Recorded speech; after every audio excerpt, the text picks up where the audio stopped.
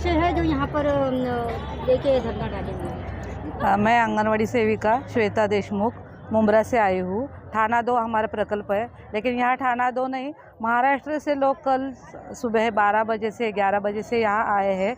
हमारी मांगे बहुत है, एक बोले तो कम है। हमारी मांगे तो मैं पहले ये कि हमें ज़बरदस्ती की जाती है कि हम मोबाइल पे काम करें, लेकिन मोबाइल पे काम करने के लिए हमारी जब भी हमारी रिक्रूटमेंट हुआ था तो 10वीं पास सेविकाएँ काम करती है उसमें, तो सबको इंग्लिश का नहीं आता है, सबको अपनी अपनी भाषाएं अच्छी तरह से आती है। इसके लिए हमारी मांग यह है कि हमारी मातृभाषा में, जैसे कि हम महाराष्ट्र में है तो हमारी मराठी भाषा में हमारा जो पोषण ट्रैकर ऐप है वो होना चाहिए।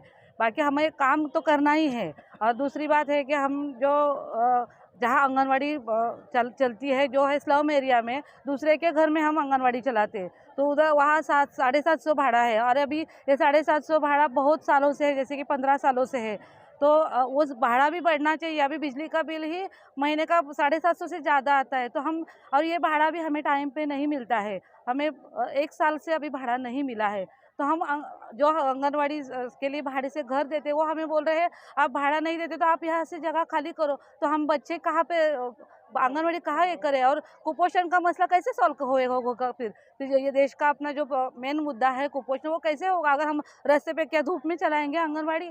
दूसरी बात है, हम मानदेय से है, मानदेय कितनी सालों से, मुझे लगता है 2015 से मानदेय बढ़ा ही नहीं है। 8,500 से हम लोग काम कर रहे हैं। और हमारा ये भी कहना है कि हमें शासकीय दर्जा देना चाहिए। अगर हम ग्रास रूट लेवल पे काम करते तो हमारा बढ़ोतरी भी होना चाहिए ना। अभी महंगाई कितनी बढ़ी है, सिलेंडर के भाव बढ़ रहे हैं, लाइट बिल का भी इतना बढ़ोतरी हो गई, फिर मानदेय क्यों नहीं बढ़ रहा है? और शासकीय दर्जा मिलना चाहिए हमें, यह हमारी मेन मुद्दा है। हमें सरकार ने मोबाइल के लिए पैसा देना चाहिए, ना कि उनकी तरफ से मोबाइल देंगे तो वो अच्छी क्वालिटी का नहीं रहता है। तो इसके लिए हमको मोबाइल के लिए पैसा देना चाहिए। अभी 5-6 साल से हमारा मानदेय बढ़ नहीं रहा है।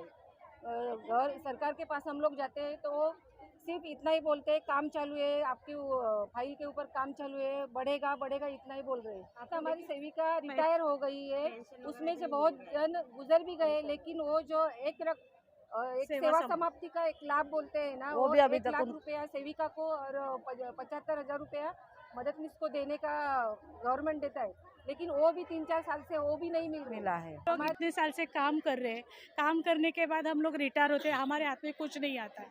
महाराष्ट्र राज्य आंगनवाड़ी कर्मचारी संघ ने जो हम लोगों को रिटायरमेंट के बाद सेवा समाप्ति का जो लाभ देते हैं, वो लाभ 1 लाख और सेविका को 1 लाख और मददनीश को 75,000 मिलता है। लेकिन 4-5 साल हो गए, वो भी नहीं दे रही सरकार। रिटायर हो गए हैं, कोई तो सेविका मददनीश गुजर गई है, फिर भी अभी तक वो लाभ नहीं मिल रहा है। ये सरकार हमारे महिला है इसलिए ऐसे कर रहे हैं क्या? एक जगह ऐसे बोलते हैं कि नहीं, महिला का सक्षमीकरण होना चाहिए, लेकिन ये सक्षमीकरण सरकार कर रही है। हर सरकार हम लोगों को बोलती है आपको मानधन बढ़ा के देंगे, लेकिन जो भी सरकार आती है खाली हमें आश्वासन देती है और कुछ नहीं दे रही है। अभी आज सोचो आप 40-45 साल हो गए ये योजना निकाल के, और मानधन कितना है हमारा? 8,500।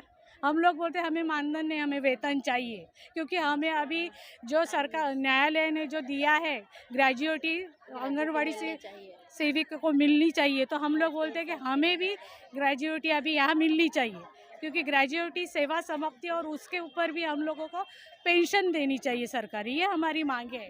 और अभी हम लोगों ने बताया है कि हम ग्रेजुएटी के पात्र हैं। हाँ, तो उसके कुछ नहीं कर रहे हैं सरकार, आगे कदम बढ़ाने चाहिए।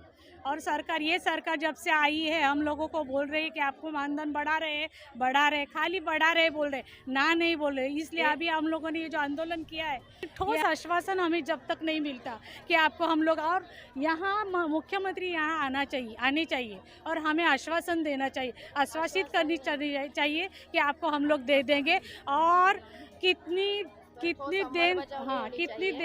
दिन तक हम लोग देने वाले, ये सबके सामने बोलने चाहिए।